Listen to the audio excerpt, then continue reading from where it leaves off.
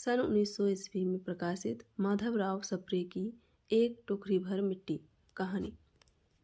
किसी श्रीमान जमींदार के महल के पास एक गरीब अनाथ विधवा की झोपड़ी थी। जमींदार साहब को अपने महल का हाथा उस झोपड़ी तक बढ़ाने की इच्छा हुई। विधवा से बहुतेरा कहा कि अपनी झोपड़ी हटा ले, पर वह तो कई जमाने से वही बसी थी। उसका प्रिय पति और इकलौता पुत्र भी उसी झोपड़ी में मर गया था। पुतोहू भी एक 5 बरस की कन्या को छोड़कर चल बसी थी।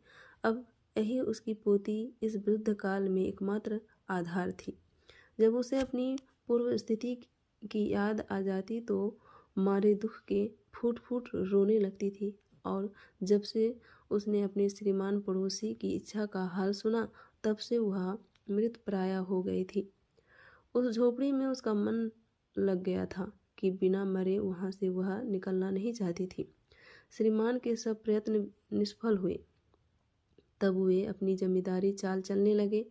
बाल की खाल निकालने वाले वकीलों की थैली गरम कर उन्होंने अदालत से झोपड़ी पर अपना कब्जा करा लिया और विधवा को वहाँ से निकाल दिया। बेचारी अनाथ तो थी ही, पास पड़ोस में कहीं जाकर रहने लगी। एक दिन श्रीमान उस झोपड़ी के आसपास टहल रहे थे और लोगों को काम बतला रहे थे कि वह विधवा हाथ में एक टोकरी लेकर वहां पहुंची। श्रीमान ने उसको देखते ही अपने नौकरों से कहा कि उसे यहाँ से हटा दो, पर वह गिड़गिड़ा कर बोली, महाराज, अब तो यह झोपड़ी तुम्हारी ही हो गई है, मैं उसे लेने नहीं आई हूँ। महाराज क्षमा करें, तो एक विनती है। जमींदार साहब के सिर हिलाने पर उसने कहा, जब से यह झोपड़ी छूटी है तब से मेरी पोती ने खाना पीना छोड़ दिया है। मैंने बहुत कुछ समझाया पर वह एक नहीं मानती। यही कहा करती है कि अपने घर चल, वहीं रोटी खाऊंगी। अब मैंने यह सोचा कि इस झोपड़ी में से एक टोकरी भर मिट्टी लेकर उसी का चूल्हा बनाकर रोटी पकाऊंगी। इससे भरोसा है कि वह रोटी खा लेगी। महाराज कृपा करके आज्ञा दीजिए तो इस टोकरी में मिट्टी ले आऊं। श्रीमान ने आज्ञा दी।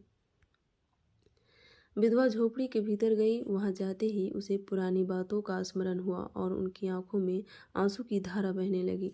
अपने आंतरिक दुख को किसी तरह संभाल कर उसने अपनी टोकरी मिट्टी से भर ली और हाथ से उठाकर बाहर ले आई।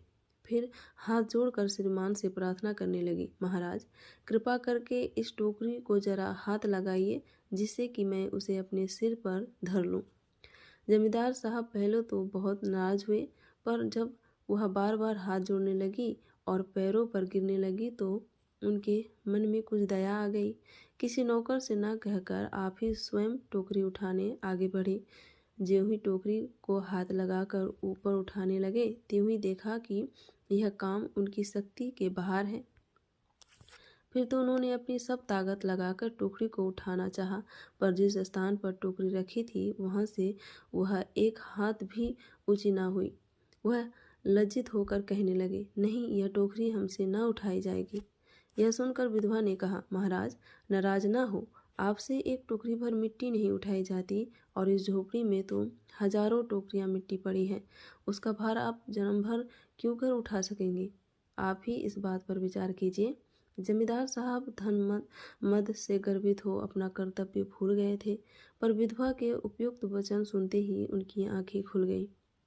कृतकर्म का पश्चाताप कर उन्होंने विधवा से क्षमा मांगी और उनकी झोपड़ी वापस दे दी।